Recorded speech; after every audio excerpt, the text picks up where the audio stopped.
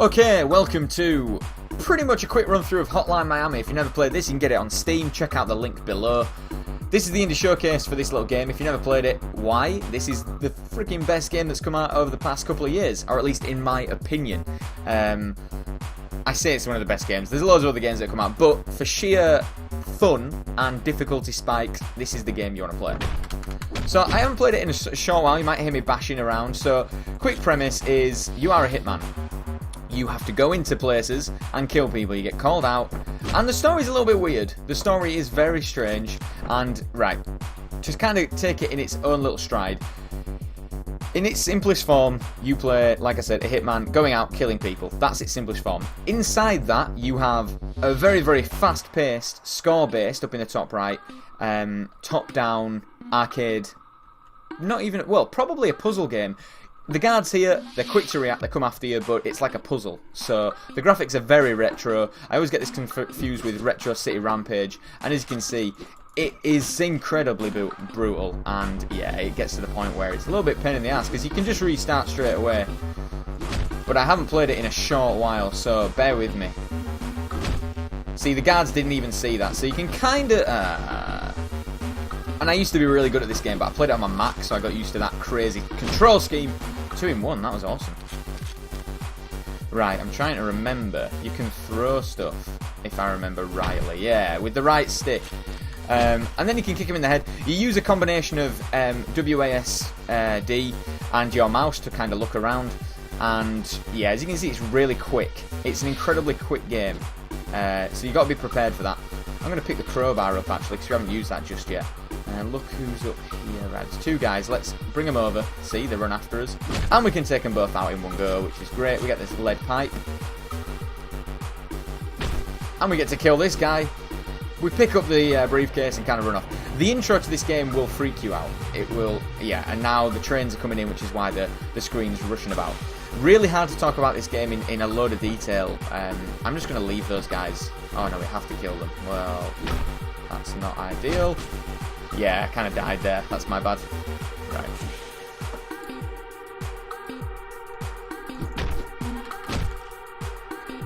Yeah, we're lucky here. And we get to just bash his head against the ground. So as you can see, it's incredibly violent.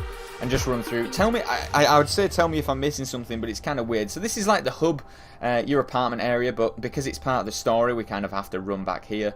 And don't be put off by like the weird movement. You get used to it, and it becomes really cool. Trust me. So who's there? I can hear you. I know you're there. So we put the briefcase in here, which is the only time in the entire game where we actually do that. So this guy's a bit of a pain. We can kind of surprise him. And then batter him by bashing his head into the ground, causing a lot of blood.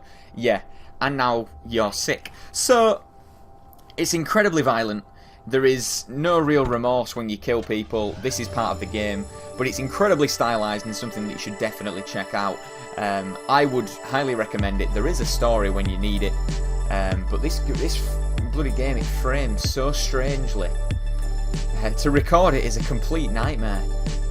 Like, the screen actually goes across. So play style generic, I've got to be. It's really hard to get like superb, you know, scores on this game. It's just really, really hard like that.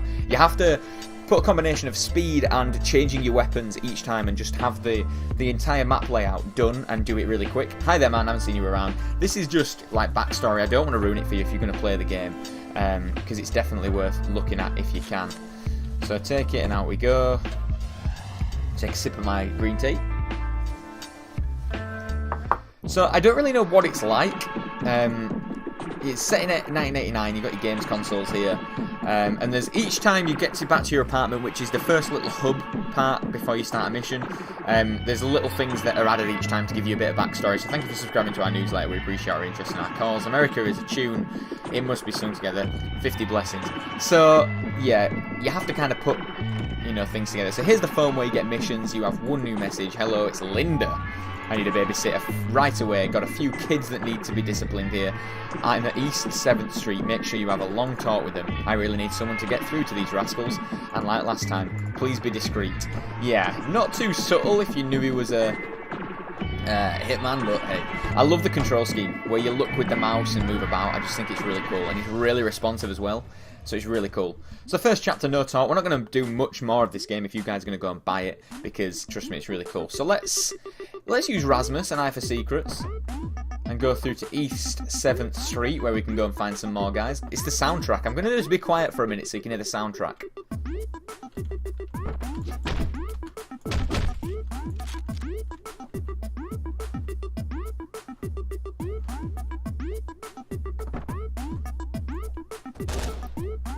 Okay, they've got guns. I didn't know that they had guns this early on in the game, but hey, now we know. Now we know. It's incredibly violent. Oh, God.